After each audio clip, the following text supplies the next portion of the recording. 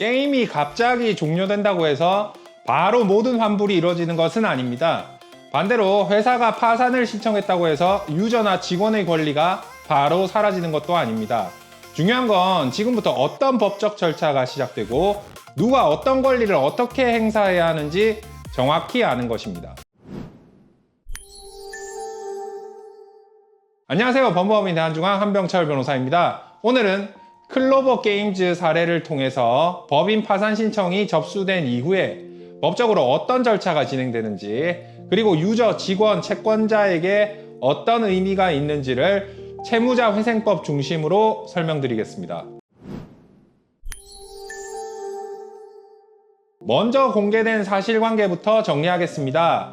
클로버 게임즈는 2017년 설립된 모바일 게임 개발사로 로드 오브 히어로즈, 헤븐 헬즈, 아야카시 라이즈 등을 서비스해 왔습니다.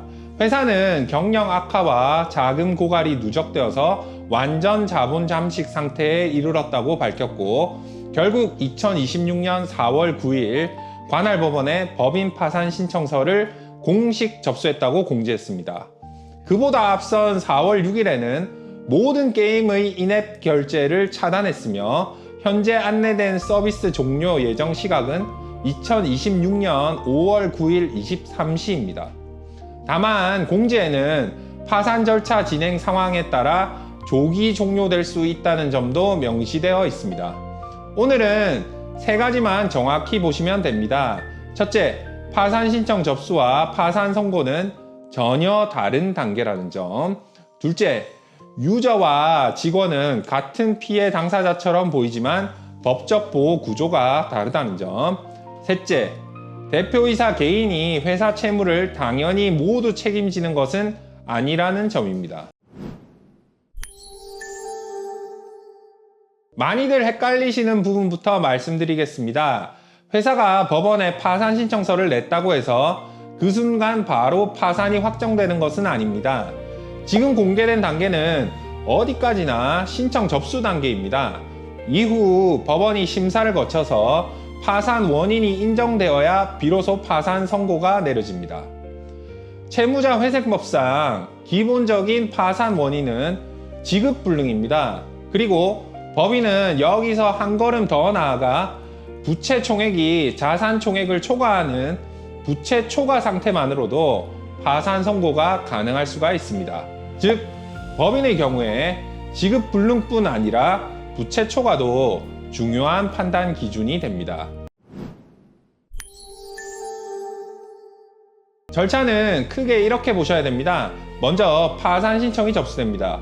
그 다음 법원이 파산 원인이 있는지 심사하고, 파산 선고가 내려지면 파산 관제인을 선임한 뒤에 채권 신고 기간, 채권 조사 기일, 채권자 집행 기일을 정합니다. 이후 채권자들은 정해진 기간 안에 채권을 신고하고, 파산 관제인이 재산을 환가한 뒤에 법이 정한 구조에 따라서 배당이 이루어집니다. 여기서 중요한 점은 파산 선고가 내려져야 비로소 절차가 본격적으로 진행된다는 것입니다. 파산 선고가 내려지면 회사 재산은 파산 재단으로 묶여서 관리됩니다. 그리고 그 재산을 관리하고 처분하는 주체는 법원이 선임한 파산 관제인입니다. 쉽게 말해 회사가 채권자마다 임의로 변제하는 구조가 아니라 파산 관제인이 재산을 조사 정리한 뒤에 법원이 정한 절차 안에서 공평하게 배분하는 구조로 바뀌는 것입니다. 파산 선고가 나면 채권자들은 법원이 정한 신고 기간 안에 자신의 채권을 신고해야 합니다. 채권 신고에는 청구 금액, 발생 원인, 그리고 이를 뒷받침하는 자료가 포함되어야 합니다. 유저든 거래처든 직원이든 자신이 어떤 근거로 얼마를 청구하는지 자료를 미리 정리해 두는 것이 매우 중요합니다. 그렇다면 게임 유저는 어떤 지위에 놓이게 될까요? 약관과 결제 구조에 따라서 세부 판단이 달라질 수는 있지만, 일반적으로 미사용 유료 재화나 자녀 환급분은 회사에 대한 금전 청구 문제로 정리될 가능성이 큽니다. 따라서 법적으로는 파산 절차 안에서 채권 신고 문제를 검토해야 할 수 있습니다. 다만 현실적으로는 스토어 환불 경로를 먼저 확인하는 것이 중요합니다. 클로버 게임즈의 공식 공지 자체가 개발사 직접 환불은 어렵다고 하면서 구글 플레이, 애플 앱스토어, 원스토어를 통한 환불 요청 경로를 안내하고 있습니다. 구글과 애플도 공식 고객 지원에서 환불 요청 절차를 제공하고 있습니다. 유저 입장에서 가장 현실적인 순서는 첫째, 결제 내역과 영수증을 보관하고, 둘째, 스토어 환불 가능 여부를 먼저 확인하고, 셋째, 파산 선고가 실제로 나오면 이후 법원 공고와 채권 신고 여부를 확인하는 것입니다. 직원은 유저와 법적 위치가 다릅니다. 채무자회생법은 근로자의 임금, 퇴직금, 재해보상금을 재단채권으로 규정하고 있습니다. 재단채권은 일반 파산채권보다 우선해서 보호되는 구조입니다. 즉, 직원의 임금 문제는 일반 채권보다 훨씬 강하게 다뤄집니다. 또 하나 중요한 것이 대지급금 제도입니다. 파산 선고가 있는 경우 일정 요건 아래에서 국가가 사업주를 대신해 체불임금 등을 먼저 지급하는 구조입니다.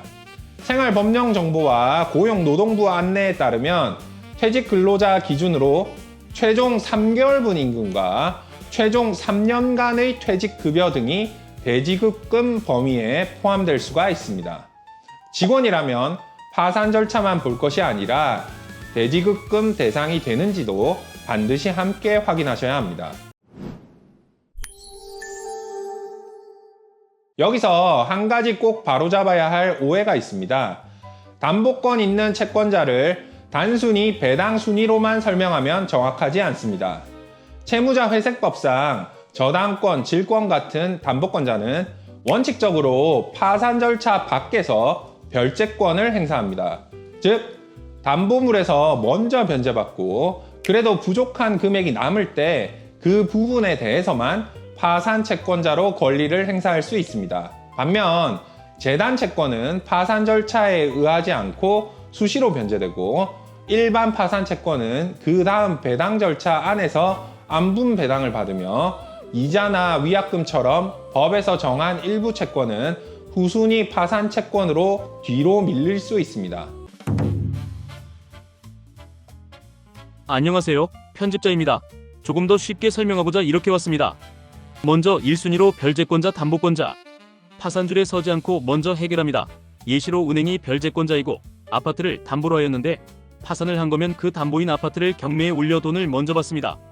하지만 여기서 문제인 점, 아파트를 팔고도 금액이 부족하면 일반 파산채권자로 넘어갑니다. 그 다음 2순위자가 재단채권입니다.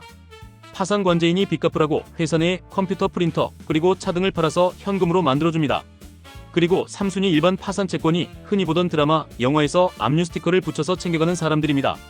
마지막으로 4순위가 후순위 채권이며 1에서 3순위가 받고 남은 돈이 있어야만 수령이 가능합니다. 하지만 사실상 못 받는 꼴찌에 해당이 됩니다. 대표이사 개인 책임 부분도 많이들 궁금해 하십니다.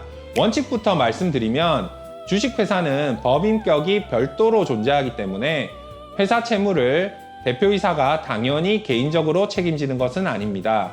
다만 예외는 있습니다.